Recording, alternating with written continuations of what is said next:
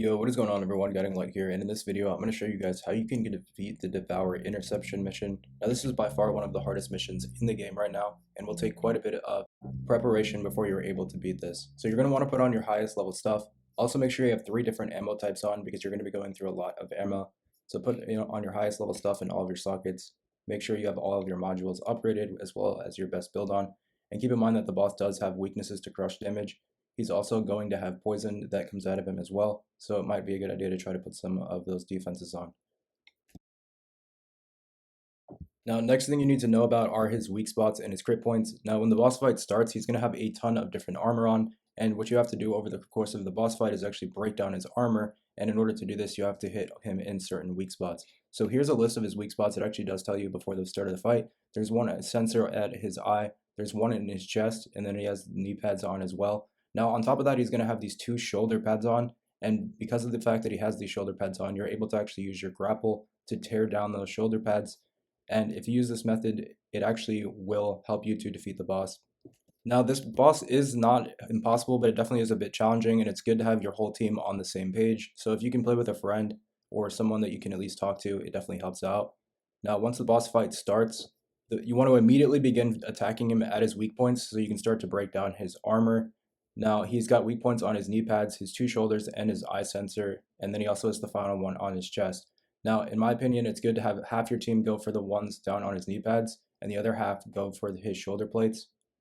Now, you should be able to get him through his shield within the first minute of the fight, minute and 30 seconds of the fight. Now, the problem is that once you do get to this stage of the fight, he will begin to go to like a second phase, and he's going to start to heal up. So I'll show you guys what I mean. I'm sure you guys have probably at least attempted this once or twice, but he's going to spawn out these little lanterns, and those lanterns are basically going to drain health back into him. So what you want to do at the beginning of the fight is just go as far as you can, keep trying to break all of his armor parts. Now, as you can see, he just got staggered. Now, every time you break one of his armor pieces, it will stagger him. This is where you will have a little bit of time to try to get as much damage in as possible. Now, if you're a little weak, it might be better to try to take that time to respawn. Now, once you're doing damage to his shoulder pads, one of his crit spots, it will eventually turn yellow. Now, once it does turn yellow, you can use your grappling hook to actually swing it in and attach yourself to the shoulder plate. This will allow you to actually tear it off a bit faster. And once you tear it off completely, it will stagger him yet again. But this time, it will stagger him for a little bit longer. Now, once he's staggered, it's good to try to go for his chest piece or his eye piece, because those are the 2 hardest crit spots to actually get. So if you take the time when he's down to hit the chest piece or the eye sensor, because once you're fighting him and he's standing up, it's a lot easier to hit his knee pads. Now, once all of his knee pads and his shoulder plates are gone, you'll have no choice but to start going for his eye sensor and his chest. Now, you'll notice that we already have his health bar starting to deplete. Now, normally he would start to go into his regeneration phase by now, but if you break off enough pieces fast enough in the first phase, it will actually extend the period in which you can damage him. So it's best to try to do as much damage as you can right at the start of the fight. This will allow you to try to deplete him down as low as possible. Now, the lower you get him, the earlier on, the more breathing room you'll have throughout the rest of the fight, because this second phase will begin, and he will spawn these lanterns in, which will begin to start to regen his health. Now, you as a team will have to work together to destroy all 6 of these lanterns, and you also have to dodge missiles that will be falling from the sky. Now, every 20 seconds or so, there's going to be missiles that fall from the sky, so you'll see these big green balls come up on the ground.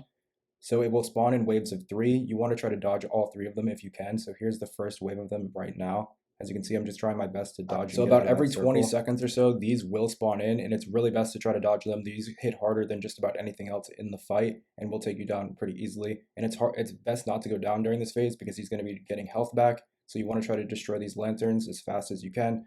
That way, when you go on to the second phase, he has lower health than what he started with. Otherwise, it's almost impossible to keep ahead of him, because he gets his health back so fast and just has so much health.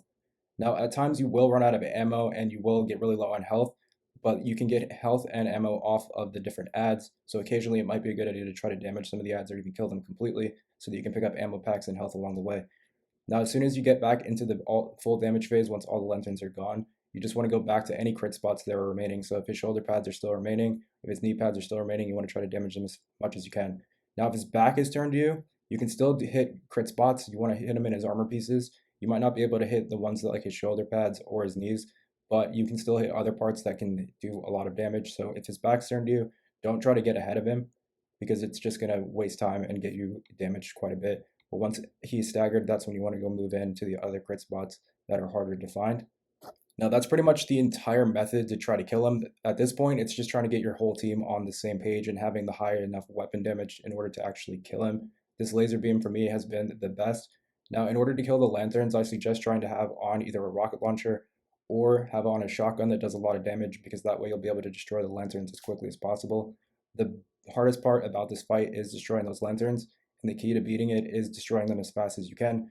That way he doesn't have as much health to actually have to go in through, because every couple minutes he will go into that healing phase, and eventually he's going to run out of parts to be staggered with, so he'll be able to go into those phases a bit quicker because he won't be staggered as much of the time. Now, at this point of the fight, if you get this far into the fight and you still have all of your lives and you go down, it's actually not that bad, because you can go ahead and just respawn. It's better to respawn than have one of your teammates come revive you at this point, because it's going to take time away from them trying to actually do damage to the boss and all of his crit points. On top of that, if you run out of ammo completely and then you go down and respawn, it will actually spawn you back in with a little bit of ammo and some mana, so you'll be able to get right back into the fight. So it's definitely better than having a teammate come and revive you during a phase when he's either healing up or when you can do a lot of damage to him. So just keep track of your life counter and try to have your whole team on the same page so you know what's going on. Now, it's definitely a very difficult fight. It may take a few tries to beat it, but if you follow this method, I think you guys can get it done so long as you're working as a team.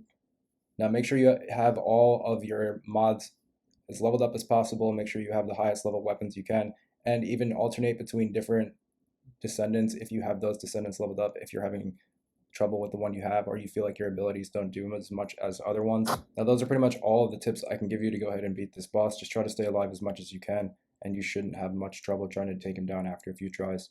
So hopefully that helps you out, and I'll catch you later on in the next video. Peace.